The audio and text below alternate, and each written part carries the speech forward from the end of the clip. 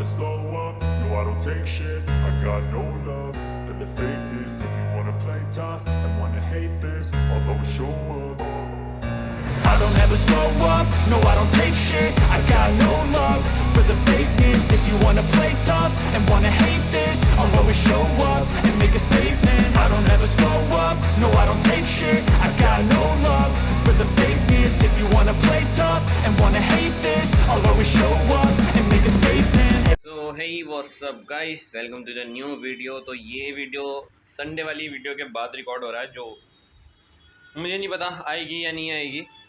उसमें मैंने राइड्स अच्छी करी थी, लेकिन उसमें मैं ग्रुप्स के साथ राइड नहीं कर पाया क्योंकि मुझे वो लोकेशन नहीं मिली थी, ग्रुप्स नहीं मिल पाया था कोई भी खास, तो उसमें कुछ ज़्यादा वो आ नहीं। एंड सबसे बड़ी प्रॉब्लम ये हुई थी कि बीच में ही बाइक में प्रॉब्लम आ गई थी। बाइक में प्रॉब्लम ये आई थी कि बाइक चलते चलते ना मिसिंग मार रही थी, ऐसे पूरा एक्सीलेटर पे भी ऐसे बंद हो जा रही थी, दब जा रही थी, एंड थोड़ी दूर चलते ही ठीक भी हो जा रही थी।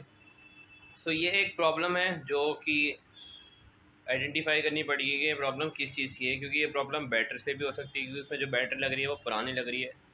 जो नई बैटरी डलाई थी वो उसमें नहीं लग रही क्योंकि वो चार्जिंग डेड हो गई थी, तो काम चलाने के लिए मैंने पुरानी लगा दी थी। एंड उसका फ्यूल पम्प भी फक्ड अप हो सकता है, उसमें कचरा भी हो सकता है, एंड फ्यूल इंजेक्टर भी हो सकता है।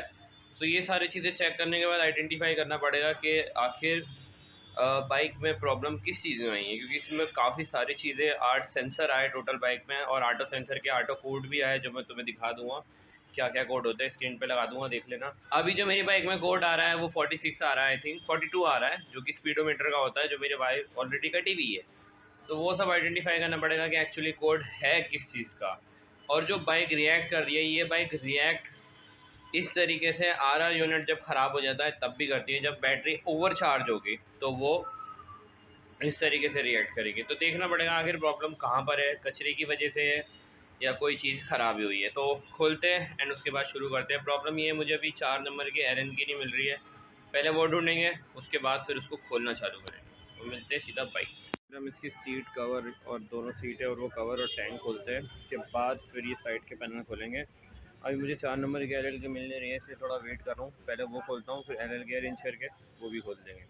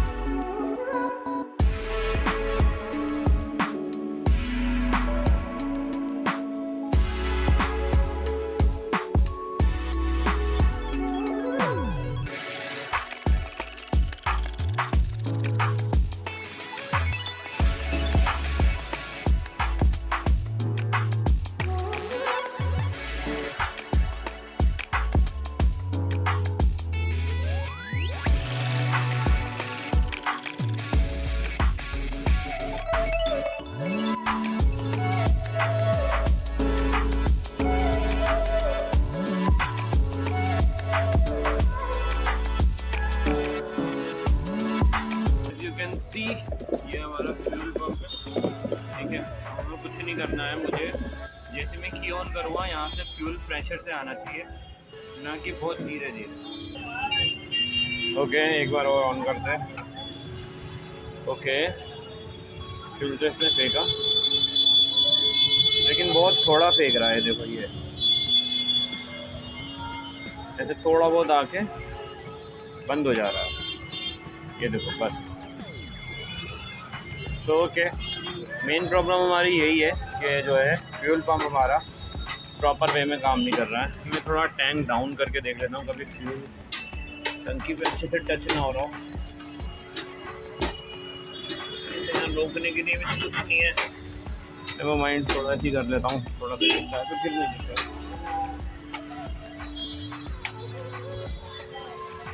नो,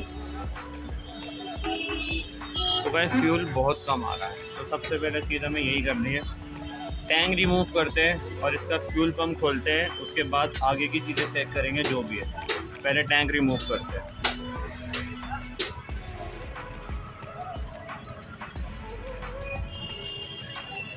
और अब टैंक रिमूव करने के लिए कुछ बचा नहीं है, बस ये क्लिप निकालते ही पूरा टैंक रिमूव है। तो मैं निकाल लेता हूँ ज़्यादा बिना टाइम लगाए। भाई हमारा टैंक बाहर आ चुका है। अब फ्यूल पम्प बाहर निकालने के बाद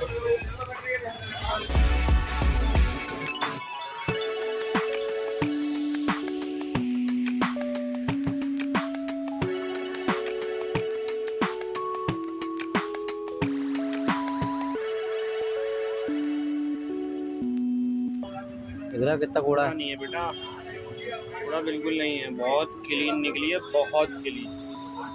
नहीं तो आर जितनी भी खोली है ना मैंने, इतना क्लीन पम्प किसी का नहीं निकला है। फ्यूल पम्प जो मैं निकाल के अपने रूम में ले आया हूँ बेसिकली। एंड अब इसमें प्रॉब्लम क्या है मैं बताता हूँ। देखो ये फ्यूल फेंक रही है, हम इसे टोटली ख़राब नहीं कह सकते, लेकिन ये हल्का फ्यूल फेंक के बंद हो जाती है। तो थोड़ा सा प्रेशर कम है इसका, बट ख़राब नहीं कह सकते। तो मैंने भी ये फ़र्स्ट टाइम खोला है, सो आई डोंट नो एग्जैक्टली इसका कितना ज़्यादा वो होता है, बट मेरे को इसके बारे में इतना पता है क्योंकि मैंने और फ्यूल पम्प्स खोले हैं। सबसे पहले हम ये फ़िल्टर निकालेंगे इसका और इसको चेक करेंगे। तो यहाँ ट्राईपोर्ट नहीं है, बट मैं ट्राई करता हूँ कि मैं इसे निकाल लूँ। इसको निकालने के लिए कुछ नहीं, सिर्फ ये लॉक करना हमें निकालना है। ये दोनों साइड से लॉक होता है। देखो एक वो नीचे दिख रहा होगा तुम्हें, और एक ये यहाँ दिख रहा है। तो ये फ्यूल का लॉक निकालते ही ये हमारा जो ये है ये निकल जाएगा। देन हमें इसको क्लीन करना है। वैसे तो काफ़ी क्लीन है, बट एक बार फिर भी क्लीन करके देख लेंगे। तो मैं ये निकाल लेता हूँ। फ़िल्टर निकालने के बाद I can explain little bit कि ये कैसे काम करता है बेसिकली। सो ये यहाँ से ये फ्यूल खींचता है, यहाँ से पंप फ्यूल खींचता है। एंड वो फ्यूल जो है इस लाइन के थ्रू, मतलब यहाँ से फ्यूल खींचने के बाद यहाँ से अप आता है, और अप आने के बाद यहाँ से वो बॉटम से बाहर जाता है इस पाइप से, एंड सीधा हमारे को आउट मिलता है। सो मेक श्योर आप ये भी चेक करें एक बार कि क्लीन है नहीं है। एंड ज़्यादा खोलने की ज़रूरत है नहीं, थोड़ा बहुत क्लीन कर लेते हैं। मेनली जो इशू मुझे थोड़ा बहुत लग रहा है वो इसका लग रहा है। एक बार मैं ये चेक कर लेता हूँ। Filter not so much bad, but थोड़ी सी ब्लॉकेज तो मुझे दिख रही है। मैं सोच रहा हूँ इसे रिप्लेस करके देख लूँ एक बार। बाकी से एक बार क्लीन करके भी मैं देखता हूँ। इसके अंदर फ़ोम ही होती है बेसिकली, एंड वो फ़ोम अगर मैं गौर से यहाँ देखूँ ना इसके थ्रू, सो थोड़ी सी गली गली सी लग रही है। सो इसका भी एक एरर हो सकता है। आई कैन चेंज दिस ताकि थोड़ा और स्मूथ हो सके। एंड उसके बाद देखते हैं कैसा प्रेशर रहता है इसमें। एक बार मैं ब्लो करके देता हूँ, फूक मार के देखता हूँ कैसा वो आता है इसका। Yes guys, this is kind of block. बहुत प्रेशर लगाना पड़ रहा है मुंह से, तो may be it's a block. ये अच्छे से नहीं खींच पा रहा। इसे क्लीन भी कर सकते हैं, बट मैं सोच रहा हूँ इसे रिप्लेस करें, इसे क्लीन ना करें। तो ट्राई करते हैं, अगर ये सस्ता मिलता है तो ये लेके आते हैं। यामाहा R15 वर्जन 2 में फ्यूल पंप पेट्रोल को लगातार पंप करता है। यह एक बार में नहीं फेंकता। फ्यूल पंप का काम है कि वो फ्यूल टैंक से इंजन तक पेट्रोल को लगातार पहुंचाता रहे, ताकि इंजन को सही मात्रा में फ्यूल मिलता रहे और वह ठीक से काम करे। सो गाइस, जैसा तुमने सुना, गूगल दीजिए क्या कह रहे हैं गूगल बाबा। ये कंटिन्यूस फ्यूल फेंकता है। मेरे केस में क्या हो रहा है, फ्यूल थोड़ा सा आता है एंड रुक जाता है, बट फ्यूल आ रहा है। तो बेसिकली जब हम की ऑन करते हैं तो इसका काम यही होता है, थोड़ा फ्यूल स्प्रे करके रुकता है जब तक गाड़ी स्टार्ट नहीं होती। एंड स्टार्ट होने के बाद ECM इसे इंडिकेशन देता है, एंड ये कंटिन्यूस फ्यूल फेंकता रहता है। अभी फ्यूल ये फेंक रहा है, कोई इतना इशू नहीं है। तो मेरा मोटर ठीक है, काइंड ऑफ थोड़ा सा स्लो फेंक रहा है, जो इस फिल्टर का एरर हो सकता है ना। सो आई कैन ट्राई कि मैं इसे रिप्लेस करूं, और मैं अपनी गाड़ी का फ्यूल इंजेक्टर और स्पार्क प्लग सारी चीज़ें खोल के देख लूँ, स्पार्क प्लग, ताकि मुझे ये पता चले कि मिसिंग की जो प्रॉब्लम है वो क्या है। क्योंकि मिसिंग की प्रॉब्लम दो केसेस में होती है। फर्स्ट केसेस होता है फ्यूल को प्रॉपर ना मिलना गाड़ी को, जो फ्यूल पम्प करता है हमारा और इंजेक्टर करता है, इन दोनों में कुछ एरर हो सकता है। थर्ड एरर होता है करंट का। करंट गाड़ी में अगर प्रॉपर नहीं जाएगा, हल्का करंट जाएगा, तो भी गाड़ी स्टार्ट टाइम पे मिसिंग मारेगी। अब ये सारी चीज़ें किस किस केसेस में होती है वो बताता हूँ। ये चीज़ें गाड़ी में तब होती है जब गाड़ी की बैटरी एक तो डेड हो या बैटरी वीक हो गई हो। तो वो क्या करती है, कभी कभार करंट देना प्रॉपर कम कर देती है। या ये तब भी पॉसिबल है जब हमारी गाड़ी को ज़्यादा करंट मिल रहा हो। अब तुम सोच रहे होंगे कि ज़्यादा करंट गाड़ी को कैसे मिल सकता है जब वो प्रॉपर करंट ही नहीं है, बैटरी में पावर ही नहीं है, नहीं मिल सकता है। कैसे है मैं बताता हूँ। जो हमारी गाड़ी के अंदर एक पार्ट होता है जिसे हम कहते हैं RR यूनिट, जो बैटरी को चार्ज करता है। बेसिकली बैटरी के गाड़ी के अंदर एक चार्जर लगा होता है बैटरी को चार्ज करने के लिए, जिसे हम regulator, rectifier, RR unit in सब नामों से जानते हैं। तो वो गाड़ी को जब प्रॉपर फ्यूल नहीं देता, तो फ्यूल कह रहा हूँ, जब गाड़ी को प्रॉपर करंट नहीं देता तो भी ये इशू आता है। अगर वो ज़्यादा करंट दे रहा है तो बैटरी ECM जो है वो थोड़े डिसफंक्शन होंगे, मतलब वो अपना काम प्रॉपर नहीं करेगा, वो पावर कट करेगा, तो ये पॉसिबिलिटी है। और बैटरी वीक होगी तो ये बैलेंस हो सकता है कि RR यूनिट ज़्यादा करंट दे रहा है, बैटरी वीक है, तो वो बैलेंस कर लेगी, लेकिन इसकी कोई गारंटी नहीं है कि ये ऐसा होगा ही।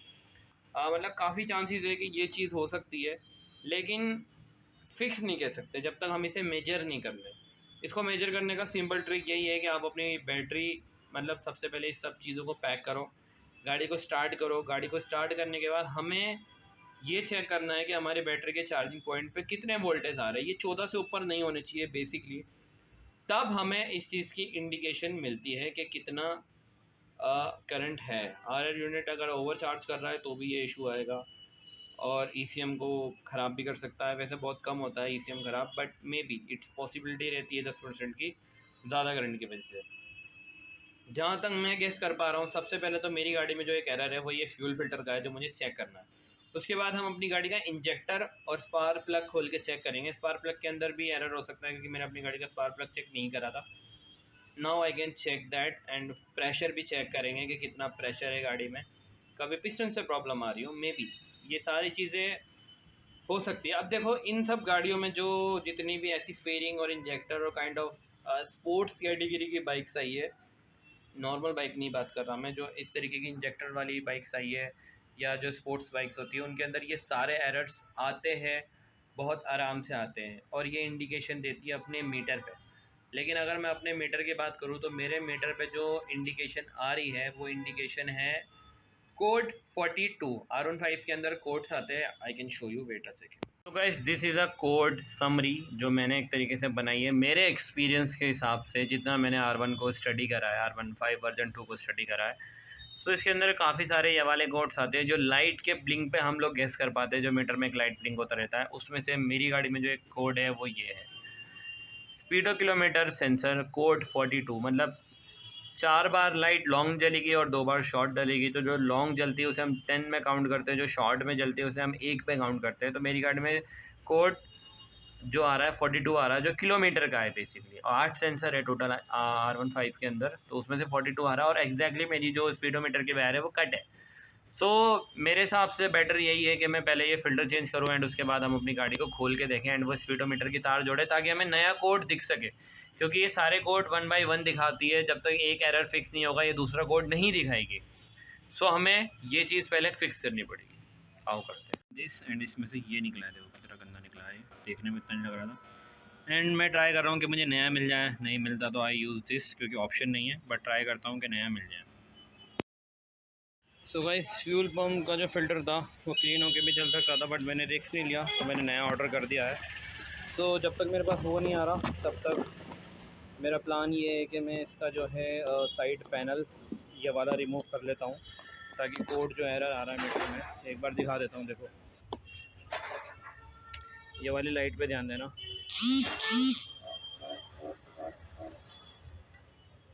10, 20, 30, 40,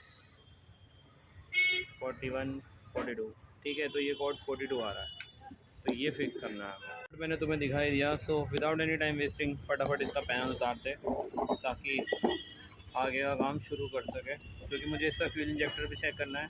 एंड देखो, ये वाला पैनल वैसे देखा जाए तो कोई सेंस नहीं खोलने का, क्योंकि फ्यूल इंजेक्टर तो ऊपर से खुलता है, लेकिन मैं इसे क्यों खोल रहा हूँ, मुझे इसका स्पार्क प्लग, कूलेंट और जो कोड 42 आ रहा है जो स्पीडोमीटर का होता है, वो सब चेक करने के लिए मुझे यहाँ चाहिए। ऊपर वाला पैनल खोलने के बाद मेरा हाथ नहीं जा रहा है, क्लिप बहुत छोटी है, तो वो क्लिप मुझे नहीं बनानी है बेसिकली, तो इसलिए मैं इसको यहाँ से कट करके रिमूव करके एंड वो कपलर कट करके अपने हिसाब से बनाऊँगा, नहीं तो नए वायर डालूँगा, देखते हैं जो भी चीज़ है। फ़िलहाल इसको बाहर उतारते हैं।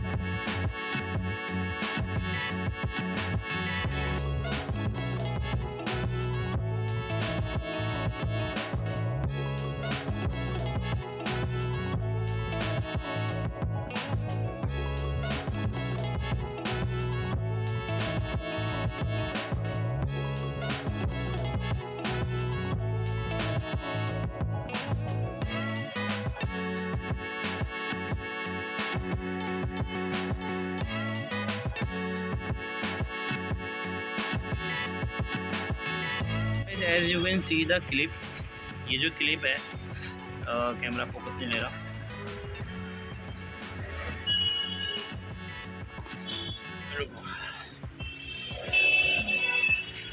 तो एज यू कैन सी ये जो क्लिप है ये स्पीडोमीटर की क्लिप होती है, ठीक है, स्पीड मीटर की तार की। एंड मेरी जो तार है ये किसी ने एक्चुअली तोड़ी थी, मेरे घर वालों में से किसी ने बहस में, वो स्टोरी हम फिर कभी कंटिन्यू करेंगे। और एक्सीडेंट के बाद भी ये कपलर थोड़ा वीक हो गया था जब ये गाड़ी एक्सीडेंट हुई थी मेरी। सो ये जो कोड एरर है ये इसका है। नाउ बेसिकली अब अपने को करना क्या है, अपने को जो ये वाला कपलर है या तो मैं नई वायर डालूँ या मैं इस कपलर को अपने हिसाब से डिज़ाइन कर लूँ, क्योंकि 2015-13 मॉडल के आसपास गाड़ियाँ जो आई है उनमें थोड़ा कपलर का अप डाउन आया है। एंड मेरी गाड़ी भी थोड़ी ओल्ड है तो मुझे कपलर डालना है या बनाना है वो मुझे देखना पड़ेगा। एंड उसके बाद वो कोड चला जाएगा, तो ये कोड सॉल्व करेंगे। एंड बेसिकली यहाँ से खोलने का जो मेन रीज़न है, रुको मैं फ्लैश जलाता हूँ, खोलने का जो मेन रीज़न था वो था ये, ताकि मैं अपना स्पार्क प्लग भी चेंज कर सकूँ और देख सकूँ कि इसकी कंडीशंस क्या है। एंड रस्ट काफ़ी आ रहा है यार गाड़ी में, बहुत रस्ट आ रहा है अंदर, कोई नहीं इसे भी फिक्सअप करेंगे। और ये एक सेंसर है, ठीक है, ये रेडिएटर का सेंसर है। अगर आसान भाषा में तुम्हें समझाऊँ, you can check your radiator here, मतलब अगर आप इस सेंसर को डायरेक्ट कर दोगे तो जो रेडिएटर का फ़ैन है वो नॉन स्टॉप चलेगा, रुकेगा ही नहीं, डायरेक्ट चलेगा। और इसका भी कोड आता है, वो मैं बता दूंगा बाद में। तो ये सारे सेंसर मुझे चेक करने थे बेसिकली। एंड मेन मुझे मेरा स्पार्क प्लग चेंज करना था, क्योंकि बहुत टाइम से चल रहा है, तो चेंज कर लेने में भलाई है और करंट भी मैं यहीं से एक्सेस कर पाऊँगा मेन। अब बात करते हैं ऊपर के। सो अब ये गाड़ी खुल चुकी है, गंदी काफ़ी है, यहाँ से फ़िल्टर चेक हो पाएगा, चेंज भी हो पाएगा। एसटी कोयल का करंट मैं इजीली चेक कर सकता हूँ, सारे कपलर। मेन जो भसड़ है वो बताता हूँ। यहाँ से पहले तो मुझे करंट चेक करना है मेरी जो फ्यूल मोटर है उसका, ठीक है, वो मैं बताता हूँ कैसे। ये हमारा फ्यूल पाइप है, ठीक है, और ये हमारा ड्रेन पाइप है जो कि चौक है बुरी तरीके से, अंदर तो मैं रस दिख रहा होगा, चौक है ये पूरा। ये सब चीज़ें सेट करने के लिए मैंने बेसिकली इसे खोला है। एंड अब हम अगर चेक करें अच्छे से, देखो पाइप में तो अभी भी फ्यूल भरा हुआ है। सो आपको एक 10 नंबर का नट दिखेगा यहाँ से, थोड़ा सा मैं जगह बनाऊँ तो वो देखो, वो 10 नंबर का नट दिख रहा है तुम्हें, यस, वो हमारे फ्यूल इंजेक्टर का नट है। और हमें बेसिकली अपना इंजेक्टर ही बाहर निकालना है चेक करने के लिए। ये जो नट दिख रहा है 10 नंबर का, ये खोलते ही हमारा इंजेक्टर जो है वो बाहर आ जाएगा। एंड हम फिर उसके बाद उसे देख सकते हैं कि उसकी हालत क्या है। जैसी गाड़ी के अंदर से हालत है, हम डेफिनेटली श्योर इंजेक्टर की हालत बहुत बुरी निकलने वाली है। सो एक बार इसका कवर खोलते हैं, पहले तो एयर फ़िल्टर का, एयर फ़िल्टर की हालत चेक करते हैं। एंड उसके बाद फ्यूल इंजेक्टर को भी बाहर निकालते हैं। अब मैं एयर फ़िल्टर क्यों खोल रहा हूँ, देखो यार, जिस हिसाब से ये अंदर से गंदी है, तो क्योंकि मेरे एरिया में डस्ट का मैं कुछ नहीं कर सकता, तो हम डेफिनेटली श्योर फ़िल्टर भी गंदा होगा। और फ़िल्टर गंदा होने की वजह से भी गाड़ी मिसिंग मार सकती है डेफिनेटली। तो आई जस्ट चेक अब फ़िल्टर, अगर फ़िल्टर की हालत बुरी होगी तो हम फ़िल्टर रिप्लेस करेंगे। एंड ये वायरों का मैसअप थोड़ा ठीक करेंगे। तो फ़िल्टर खोलते हैं, उसके बाद इंजेक्टर खोलते हैं। तो अगर मैं फ़िल्टर की बात करूँ तो फ़िल्टर कोई इतना बेकार नहीं है, थोड़ा रस्टी है, बट फ़िल्टर एकदम क्लीन है, क्योंकि मैंने फ़िल्टर नया ही डाला था। फ़िल्टर इज़ ओके, थोड़ा रस्टी है, कहीं से फटा फूटू भी नहीं है, तो I can use this again, बस इसको क्लीन करना है। फ़िलहाल इसे वापस यहाँ रख देता हूँ क्योंकि अब इंजेक्टर निकालना है। गाइस मेरी कोशिश पूरी है कि मैं तुम्हें दिखा सकूँ, बट कैमरा इससे आगे जा नहीं पा रहा, तो मैं इसे थोड़ा टिल्ट ही कर लेता हूँ ताकि तुम्हें दिख सके। हमें बेसिकली ये नट खोलना है जहाँ मैंने टी डाली है, तुम्हें दिख रहा होगा, नल जस्ट।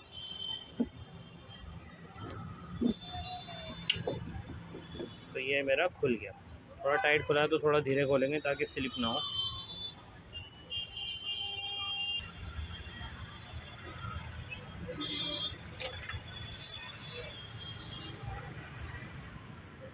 तो गाइस जब फ्यूल इंजेक्टर निकाल लो तो जो उसका होल है, अगर बाइक खड़ी रखनी है थोड़ा टाइम, तो मेक श्योर आप उसे कवर करो। तो मुझे कॉटन मिली है तो मैं कॉटन ही घुसा दे रहा हूँ। एंड ये रहा अपना फ्यूल इंजेक्टर, गंदा तो है काफ़ी, फ्यूल इंजेक्टर बाहर आ गया है। एंड इफ़ यू नोटिस, अगर कैमरा फोकस ले लें तो इसके सामने ना देखो ये छोटे छोटे होल होते हैं, अगर ये ब्लॉकेज होगी तो भी ये स्प्रे नहीं करेगा। और मे भी करंट का भी एरर हो सकता है, सो करंट भी चेक करेंगे, पहले इसको ले जाके चेक करते हैं। ये फ्यूल इंजेक्टर मैंने खोला था and I don't know somehow but it's looks clean. अगर अंदर से देखें तो इसमें कोई भी इतना ज़्यादा कुछ कचरा नहीं है, हल्का बहुत था वो मैं अभी वॉश कर दूँगा तो क्लीन हो जाएगा, लेकिन कोई इतना ज़्यादा कचरा इसमें से नहीं निकला है देखा जाए तो। Okay injector okay and it's work. मैंने डायरेक्ट करके देखा था तो ये चल रहा था, तो इंजेक्टर थोड़ा क्लीन करने की ज़रूरत है, बाकी इतना कुछ ज़्यादा इशू नहीं है इसमें, काम बन जाएगा हमारा।